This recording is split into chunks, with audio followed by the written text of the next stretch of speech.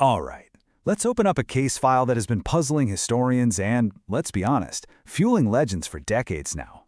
The date is December 5th, 1945. 5 U.S. Navy bombers take off from Fort Lauderdale on what's supposed to be a totally routine training mission, and they fly straight into one of the most enduring mysteries in aviation history, the disappearance of Flight 19. Before we get into any of the theories or the legends, let's just start with the hard, tragic facts. The human cost of that single afternoon was staggering. 27 men. That's 14 naval aviators in the first flight, and then 13 more on a search plane that was sent to go find them. All of them vanished. In this timeline, wow, it just shows you how fast a normal day turned into an absolute catastrophe. They take off at 2:10 in the afternoon. Not even 90 minutes later, you get the first signs of real trouble. By evening, a final chilling message, and then, just as the search is getting started, a second tragedy strikes. It was just a terrifyingly rapid escalation. So what was this mission? Well, officially, it was designated Navigation Problem Number 1. This was not some high-stakes combat mission, it was a completely standard training exercise. In fact, other crews had already flown the same route that very same day. It was all about teaching a really fundamental skill. And the flight plan itself was, deceptively simple. A basic triangle pattern, you fly east, do some bombing practice, hang a turn to the northwest, and then take the final leg back home to the Florida coast. This was supposed to be a straightforward test of navigating by your instruments and your math. The whole point of the exercise was to practice something called dead reckoning. Now what is that? It basically means you trust your compass, your clock, and your calculated speed to know where you are. So if your compass fails, or even just your watch, you are, for all intents and purposes, flying blind. In this detail, it becomes absolutely crucial.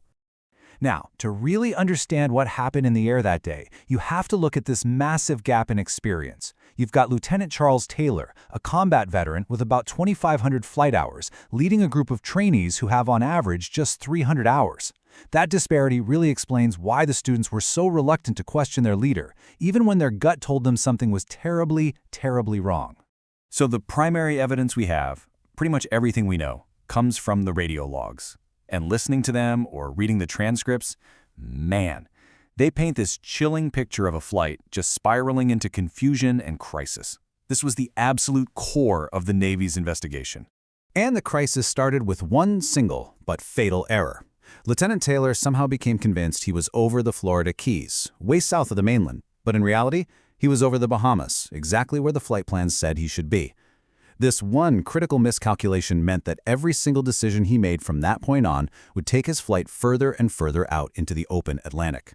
And you can hear it in his own words from the radio log. Taylor reports a double instrument failure. Both of my compasses are out. Think about that. His primary and his backup systems, useless. He was now completely disoriented and forced to rely on landmarks, which he was tragically misidentifying. But here's the thing, someone else in that flight seemed to know what was going on. This frustrated transmission, which was overheard by operators on the ground, shows that at least one of the student pilots understood the simple, logical solution. Just fly west. You'll eventually hit the massive coast of Florida. But military discipline is ironclad. You follow your leader. And then this.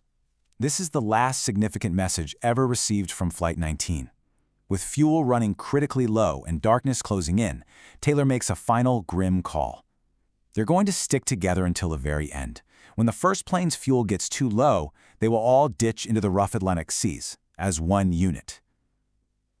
After that transmission, nothing but silence. So, as Flight 19 went silent, one of the largest air and sea searches in history was immediately launched. At the same time, the Navy convened a board of inquiry to try and piece together exactly what happened, a process that would uncover a second loss and lead to the official findings.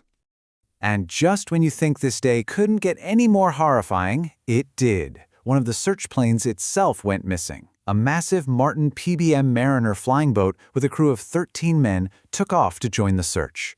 Just 23 minutes after takeoff, at 7:50 p.m., it just blinked off the radar screens. Gone.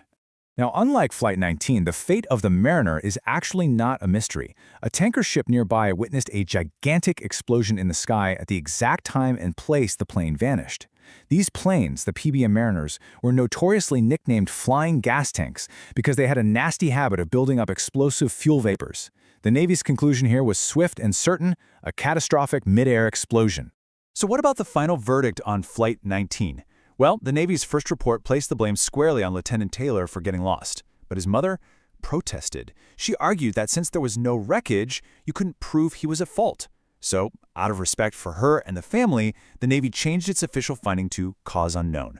And that one act of compassion, well, it accidentally created this vacuum of certainty, leaving the door wide open for decades of wild speculation.